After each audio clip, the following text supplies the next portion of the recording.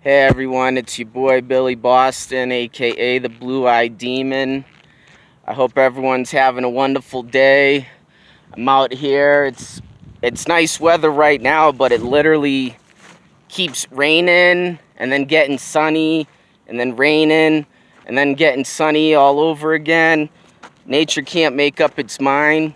So I want to, I'm not going to rush this video or anything, but I will try to be quick, a little more quicker than usual about it, because I don't want to get caught in the rain, and I like making these videos walking around outside.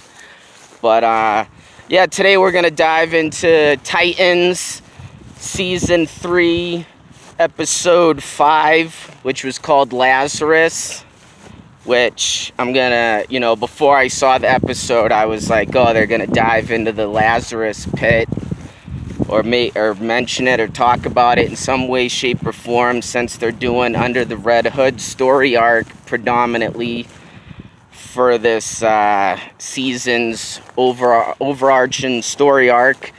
But first of all, the episode was great. It wasn't a filler episode like I felt the last one was. And yeah, man, let's get into my thoughts and feelings about this episode. So basically, the episode focuses on how Jason Todd became the Red Hood and how he got linked up with Professor Crane, aka the Scarecrow. And so what it does is what you come to find out is after season 2, Jason Todd kind of has PTSD, excuse me. He's kind of shell-shocked, a little traumatized from his encounters with Deathstroke. Almost said Deadpool. Yep, wrong universe. But Deathstroke, being kidnapped, tortured, beat the shit out of. And then he had that, incident where he fell off the building when Dick was like, I won't let you go, and then he does, not purposely, it was by accident. He really was trying to save the man's life, but he let go and the dude almost fell. Lucky, oh man, I can't think of his actual name, but Superboy was there and caught him. Connor Kent, there we go. Getting my brain juices flowing here. But yeah, anyway, so you find out he has PTSD and he's kind of fucked up by it. So Bruce Wayne suggests that he stops being Robin for a while. And he's and Jason's yelling at him like, yo, what do you think? I'm afraid. I'm not afraid, even though he is having fear issues. He's having nightmares. Bruce talks to him about it, like, yo, it's been a couple weeks, you've been having these nightmares, is there anything you want to talk to me about?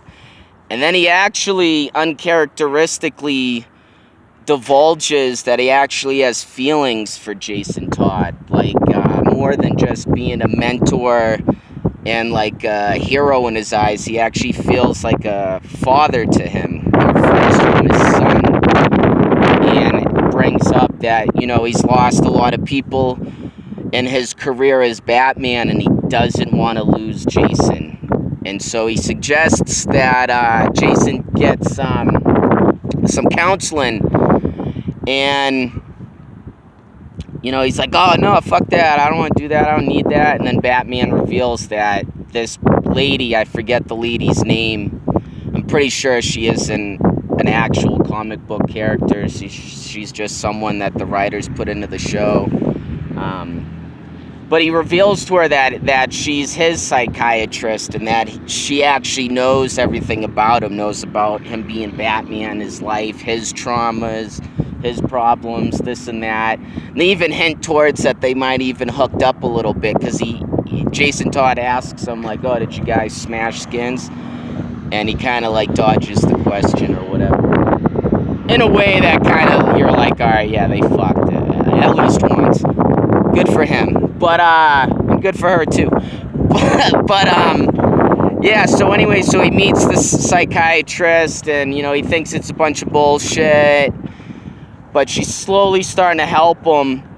And he starts asking her some questions. And she's like, well, these sessions aren't really about me. They're more about you. And he's like, yeah, but it's my money, which I'm pretty sure it's Bruce is really paying for all of it. But we'll let that slide.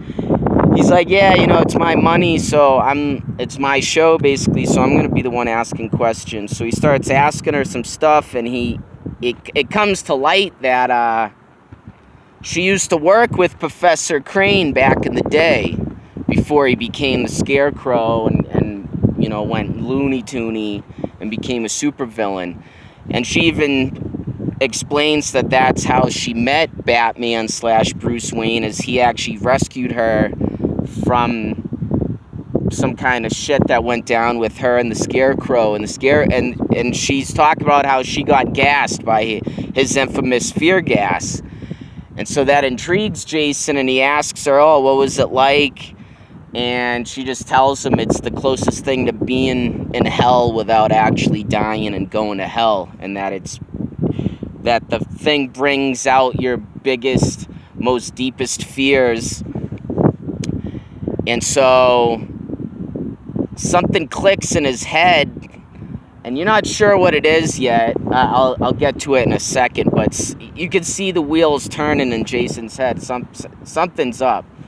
And so it shows him back in the Batcave, and he's going through all of Batman's collections, because Batman keeps little souvenirs of things he's done, or not things he's done, but like villains that he's defeated. And it was pretty cool, a lot of Easter eggs. They showed the gangster puppet from the ventriloquist. If anyone knows that villain, it's a ventriloquist guy that has multiple personalities, and one of the personalities is a gangster mobster guy, and he actually uses like a gangster puppet, and the puppet actually can shoot a Tommy gun and all this. And you see like the iconic like 60s style Catwoman mask with the whip, and then you see the Scarecrow mask, and it seems like they took it from the Chris Nolan version, so it basically just looks like a fucking paper bag thing that he puts on his head. But he looks over and he sees the fear toxin locked up, and he ends up taking it. And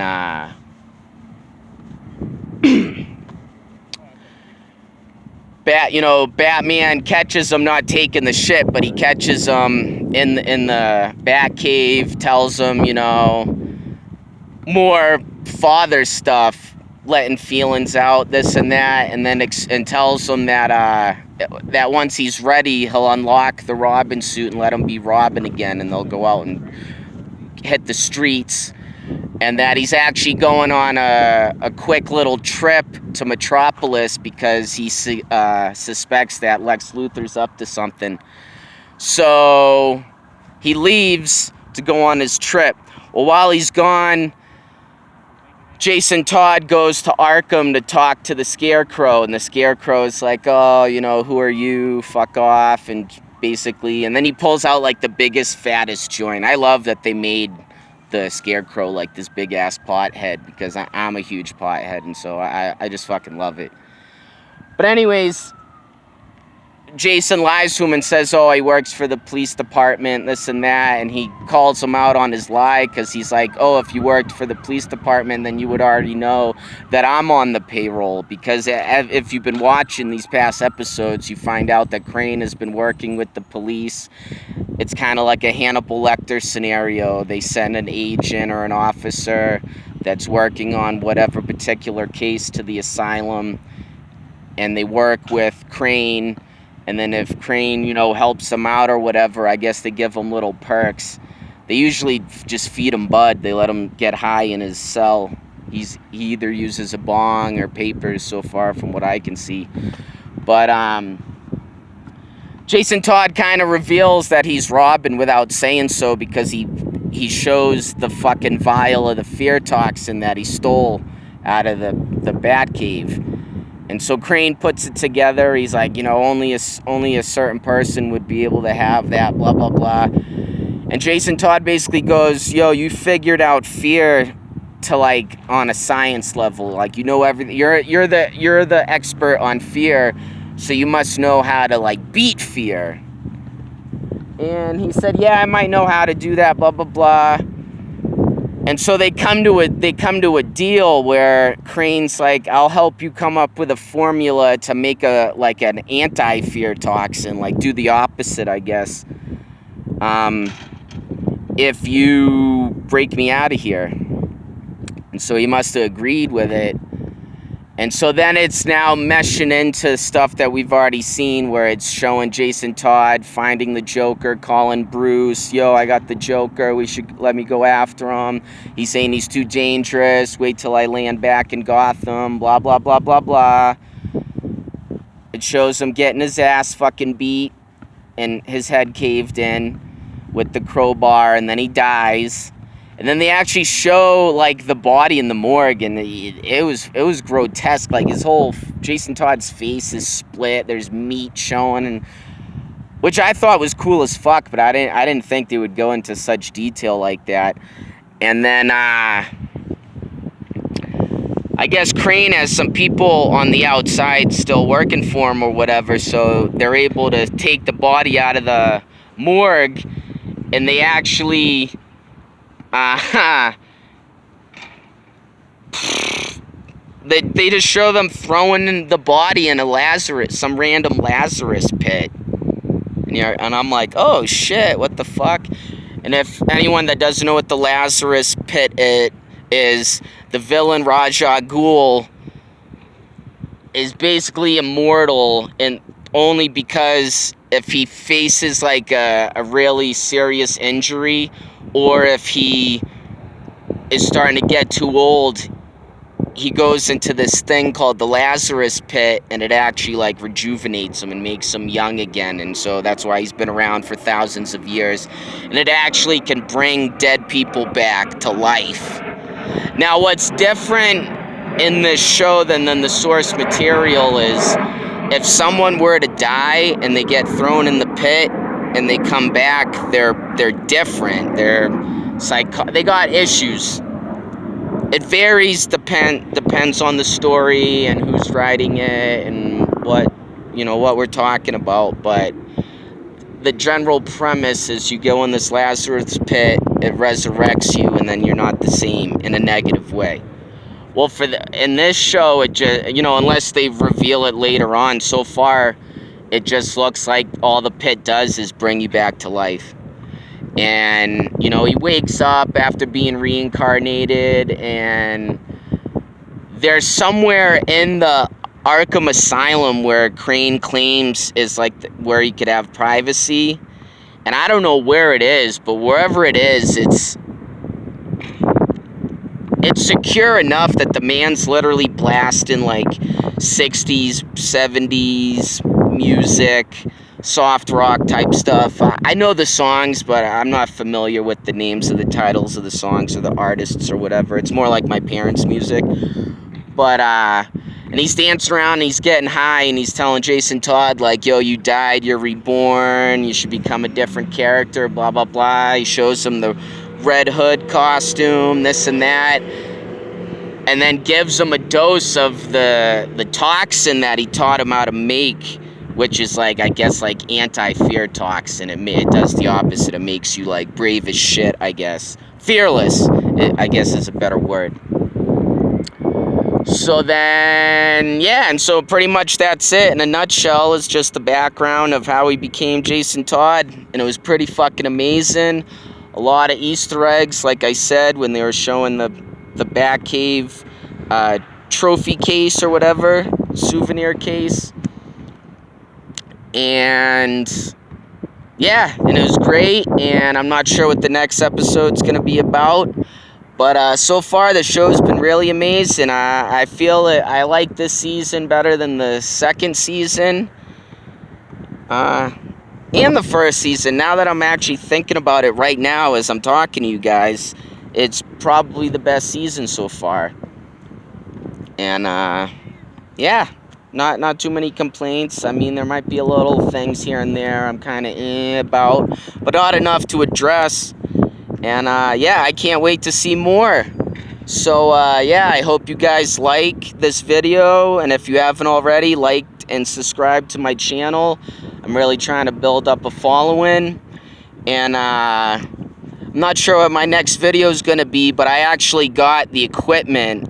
I actually, you know, help from my mother. Actually, I got a digital camera and all this other shit, and a new computer. So hopefully the videos will be better. Well, I know they will be better quality, and yeah, hopefully that'll help my channel grow. Well, I'm gonna enjoy the rest of this weather while I can, because according to Google Weather, it's gonna rainstorm here soon. So I'm gonna enjoy this nice weather, and talk to you guys soon. Holla at Chiguala.